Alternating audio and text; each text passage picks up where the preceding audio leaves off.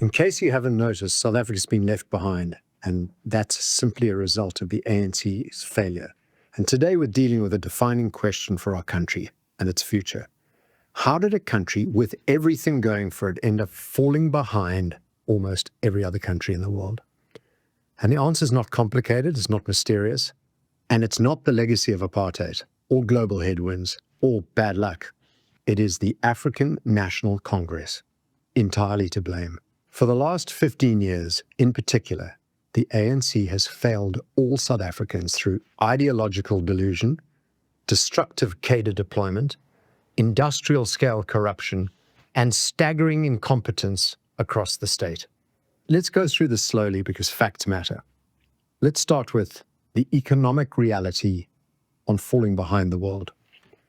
South Africa should be winning. We should be right up there. We are resource-rich. We're strategically located. We have deep and sophisticated capital markets. We have world-class private companies. And yes, the ANC inherited a functioning near first world economy in 1994. Yet, over the last 15 years, South Africa's average annual economic growth has been around 1.1%. That isn't growth. And other emerging markets, around 4.5%. What a joke. That gap is not academic, it's catastrophic. Our population growth is close to 2% a year, which means that for most South Africans, the economy has been going backwards every year for 15 years. Had we merely kept pace with our peers, South Africa's economy would be almost 5 trillion rand larger today. Government would have collected about 800 billion rand more in tax revenue. And what does that mean?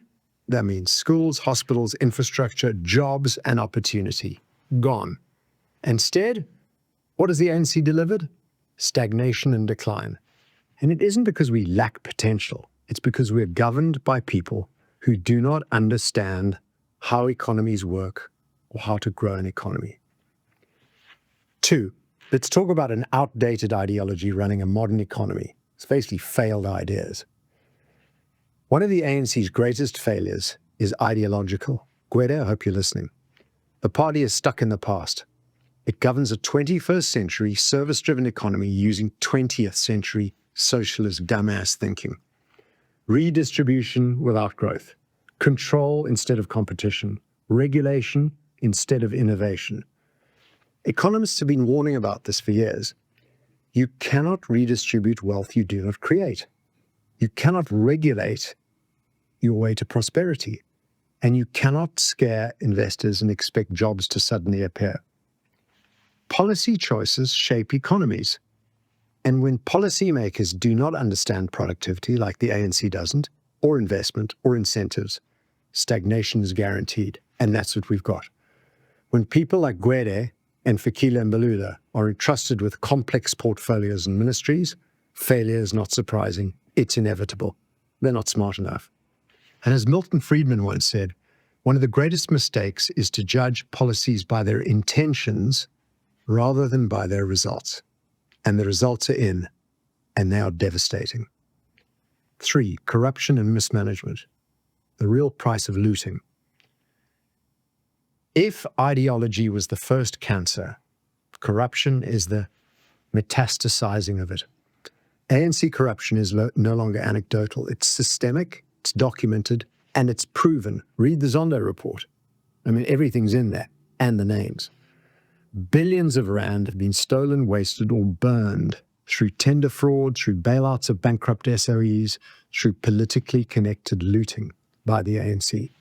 And Eskom is the clearest example of a lot of this, despite what Dan and Mateta are doing to fix it. Decades of political interference, corruption, and cadre deployment have turned a reliable power utility into a national disaster.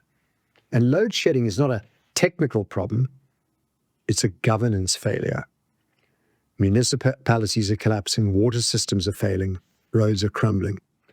And this isn't inconvenience, this is economic sabotage by the ANC. Every blackout kills jobs.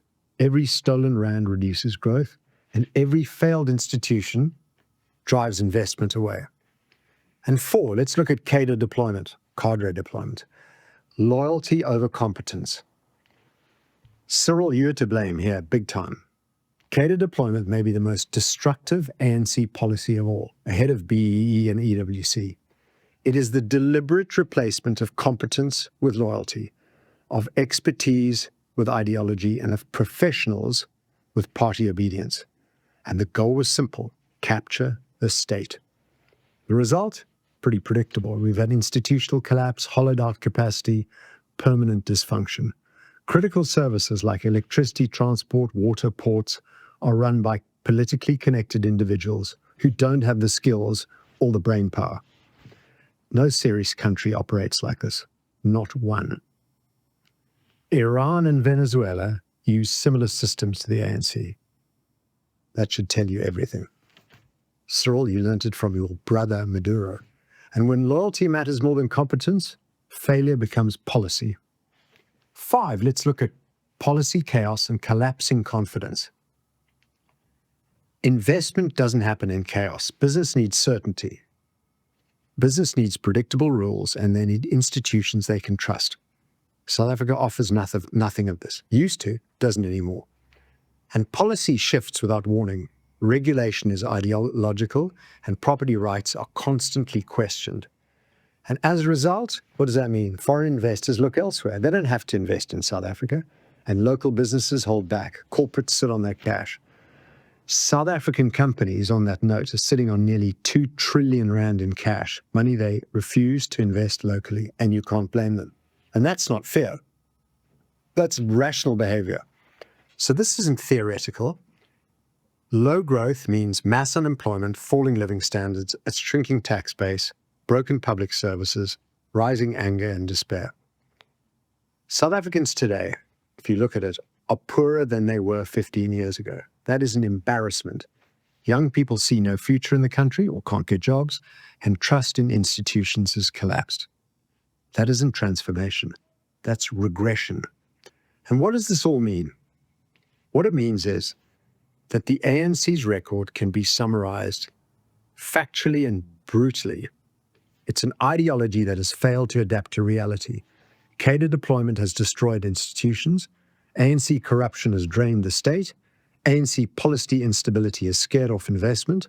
And ANC incompetence has broken basic services. South Africa has the potential to be a success, a big success story. Instead, under the ANC, it is drifting towards being a Venezuela. Decline disguised as ideology.